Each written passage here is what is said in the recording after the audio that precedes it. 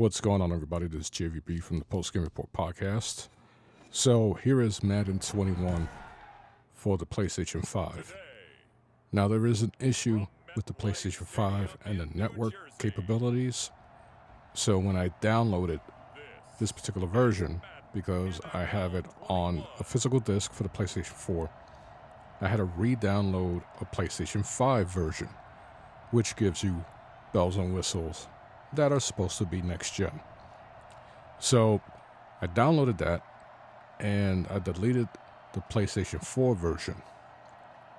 Now, after playing this video clip, something happened where the PlayStation version of Madden that I had downloaded, that you're watching me play right now, was deleted after I restarted my PlayStation 5. It's kind of weird. It reinstalled the PlayStation 4 version, and now it is allowing me to re-download the PlayStation 5 version in the typical fashion that you would upgrade a PlayStation 4 edition of a video game into the next generation console, well, in this case, the PlayStation 5. Whereas before, I had to go to like the game page, and then I saw on the right side there was a version that said PlayStation 5 version, download now. I did that, and that is gone. So when I went to the game page this time around on the PlayStation 4 version, there was the typical download option for an upgrade. So I don't even know if the edition that you're watching me play now is going to be reminiscent not reminiscent, but the same type of gameplay. I'm assuming it will be. I don't think they're going to throw out a version that does not represent the same gameplay and visuals, things like that. Like I said earlier, there was an issue with the networking. So none of my saves from the PlayStation 4 version were available. I couldn't even play online, do anything like that. The rosters were outdated, like from last year. Actually, they do have rookies from the 2020 draft, but a lot of missing players on the current rosters, things of that sort. So what do I notice? Well, after playing the PlayStation 4 version for about 10 hours or so, maybe even longer than that, there is a difference, specifically with the haptic feedback on the PlayStation 5 controller. When you receive a kickoff, you feel some vibration. When you are tackled, you feel a vibration.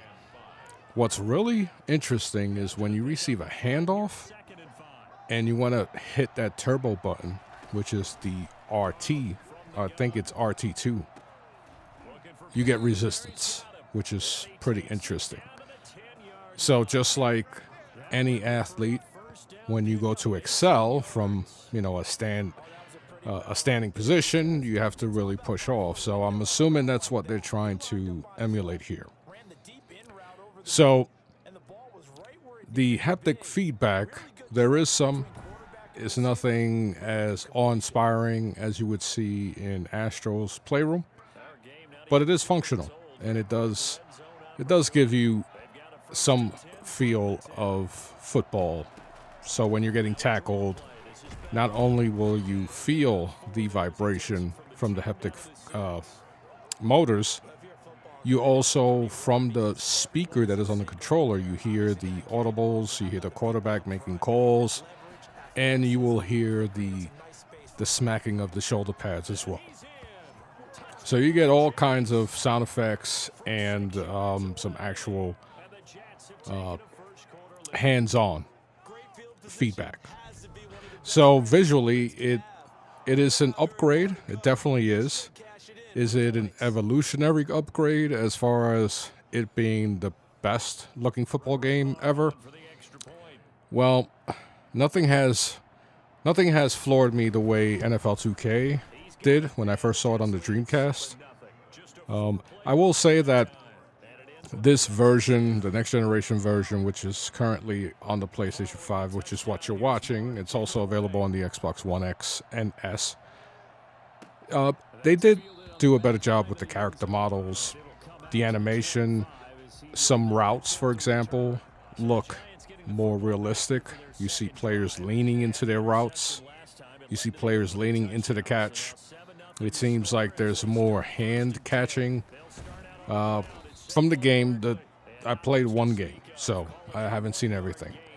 One thing I do like, and I'm a big football guy.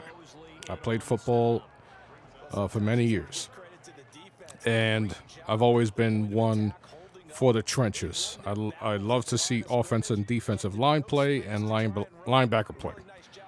So one thing I noticed is the interaction between offense and defensive line.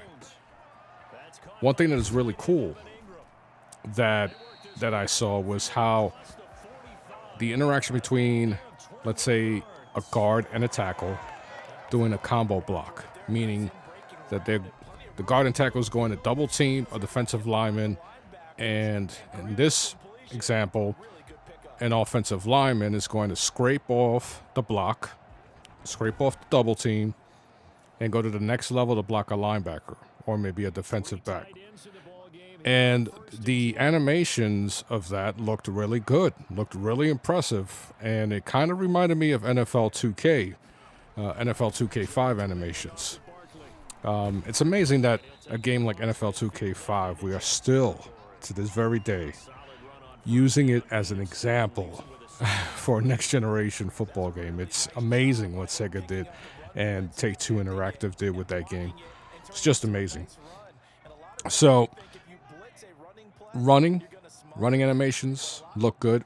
Saquon Barkley was doing a bunch of cuts and spins, and it looks a little more like with the feet planting, body momentum and shifting, looks a little more realistic. And what EA did was they slowed down the game speed. So Saquon Barkley is in the 90s as far as speed, and he doesn't seem like he's outrunning people, but he does. He's just not going to look like Tecmo Bowl, where Bo Jackson was just leaving everybody in the dust. Now with Madden 2021 on the PlayStation 4, once you put the disparity in speed, when you put that down, fast players will outrun everybody. So even with that put all the way down, they do outrun a defensive player, Barkley in this case. He will outrun a defensive player, but it doesn't feel like it's arcadey. It feels a little more realistic. It feels slower.